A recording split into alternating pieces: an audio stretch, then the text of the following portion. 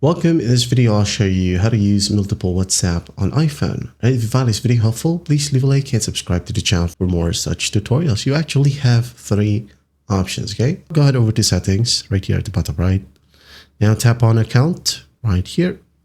Tap on log out and just log into the other account. Now, if you want to use two or more accounts simultaneously, well, let's move forward, okay? Say, for example, I'm logged in to this specific account right here on my app, or the WhatsApp app. Well, you can download, or find your app store and download WhatsApp Business, okay? Right here. You're gonna want to download this one and log in to a different account or phone number, okay? As you cannot use the same phone number with WhatsApp Messenger and WhatsApp Business. So that's two methods. The third option, you can go ahead and open up your favorite browser or just Safari right here. And open up what? WhatsApp Web. Go ahead over to web.whatsapp.com. Just like so.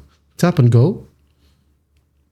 Now, as you can see here, we only have the option to share a link. So what you'll do is tap on this icon right here at the bottom.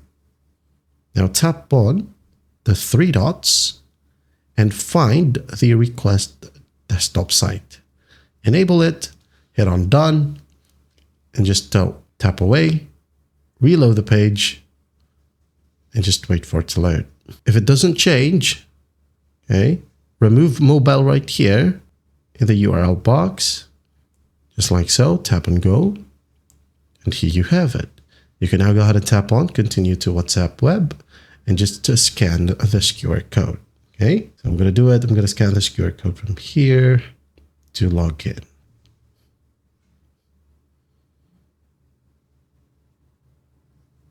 Here we have it. We now have one account from our web browser, one account from the WhatsApp Messenger, and also one account from WhatsApp Business app. And that is how you use multiple WhatsApp on iPhone. I hope this video helps, and I'll see you in the next one.